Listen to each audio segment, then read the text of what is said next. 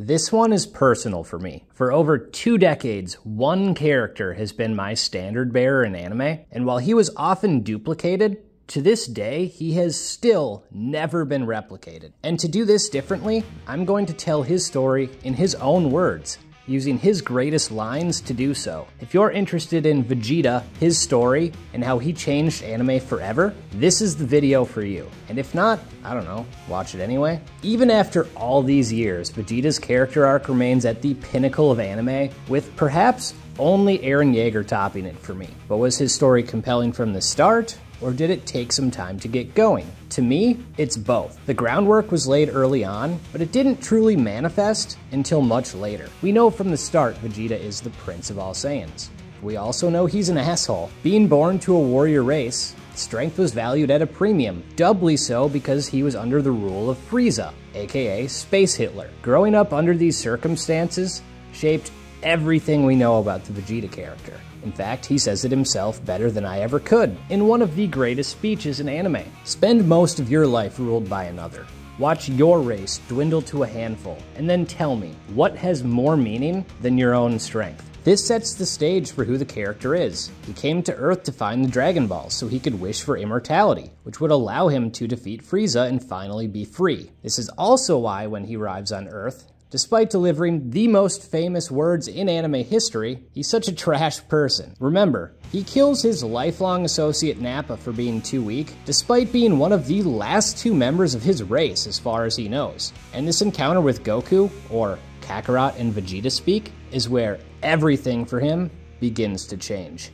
And it's funny how this complex relationship forms. I think people forget that Goku has never actually beaten Vegeta in a fight, but that's not the point, because Vegeta feels like he lost. To Vegeta, he has the blood of a Saiyan prince in him. Goku, he's nothing but a joke. But when you build your entire identity around your pride and strength, having to retreat from that joke, even if he had lots of help, that's a massive blow to the ego, and it forever changes his character. After this retreat, he pivots his plans to go to Namek. Piccolo's dead, so Earth no longer has Dragon Balls. If he wants to achieve his wish, Namek is the only place to do it. And while he's still an asshole, this Vegeta is different from the first iteration we saw.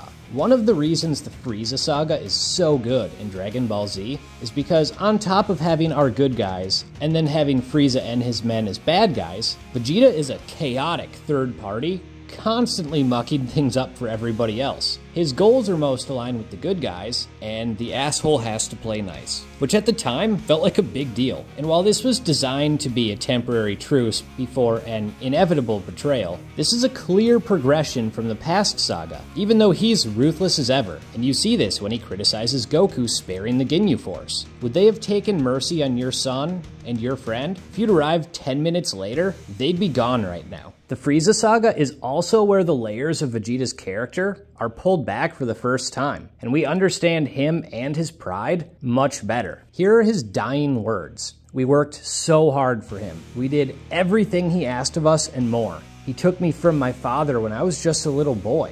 He made me do whatever he wanted and said he would kill my father if I didn't. I did everything he asked, but he killed him anyway, along with everyone else.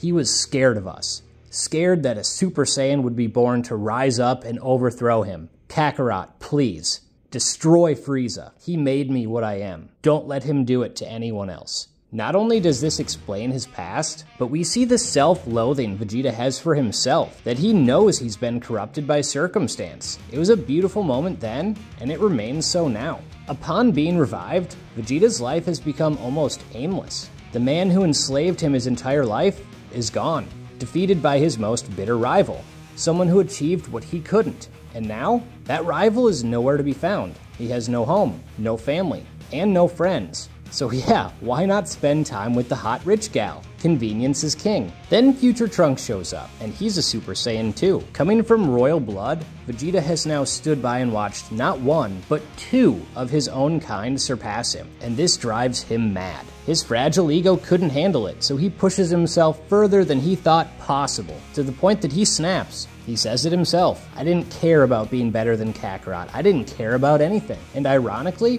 this is what allows him to reach the level he's dreamed of his entire life. Which brings us to one of the most epic iterations of the character. If you want to watch peak trash talking in anime, watch Vegeta vs. Android 19. He's never cooler than in this fight. From badass lines, to allowing 19 to steal his energy like he did to Goku, and then shrugging it off like it's nothing. He's the epitome of a badass. Does a machine like yourself ever experience fear? When it comes to making an entrance and talking trash, Vegeta is on a tier of his own. He must have the greatest collection of entrances in anime history, and has by far the largest collection of memorable speeches. While Vegeta has set up shop at Bulma's, he has a son, and he's considered an ally now, he's still very much the same man he's always been. Nothing has more meaning than strength. And this core belief of his, and the arrogance that accompanies it, that's why we get stupid, but in character, decisions like letting Cell reach his perfect form. He's matured, but his flaws remain, and Vegeta's pride takes a beating in the Android and Cell sagas. First, Android 18 kicks his ass. Then he ascends, only to get his ass kicked again. He watches his son helplessly die in front of him, triggering a paternal instinct he never knew he had. And then he has to be saved by both his rival and his rival's son. It's an utterly humiliating sequence of events for Vegeta, and ultimately, it mellows him out. Frieza is gone. Goku is gone. He has nothing left to push him further. He has obligations of being a husband and a father, and those start to take a little bit of priority. This takes us to my favorite stage of the Vegeta character, the return of the villain to birth a hero. Vegeta sat by and watched Goku surpass him. Same with Gohan. He started a family, and in his mind, he's gone soft. I awoke one day to find I had settled down, formed a family. I had even grown quite fond of them. Then an opportunity presents itself. Goku makes a brief return. Babidi can reawaken the evil in his heart. And in Vegeta's eyes, that's the only way for him to finally close the gap with Goku. And this is the only chance he'll have to do so. So he takes it. I had to watch him surpass me in strength, my destiny thrown to the wayside. He has even saved my life as if I were a helpless child. He has stolen my honor, and his debts must be paid. These are the words he says before we see the Majin Vegeta Goku fight. Knowing his past and his mindset, it makes so much sense.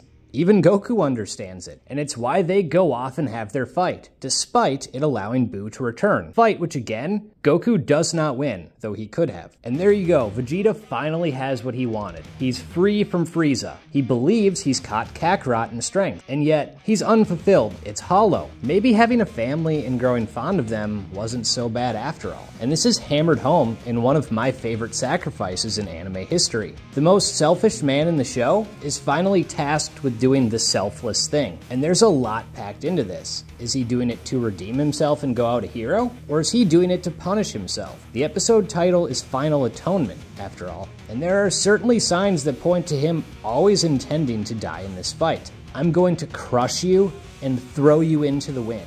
Is that meant for Buu? Or is he talking to his past self? Or is it both? He holds Trunks for the first time and tells him he's proud of him. He asks Piccolo if he'll see Goku in the other world, and Piccolo gives it to him straight.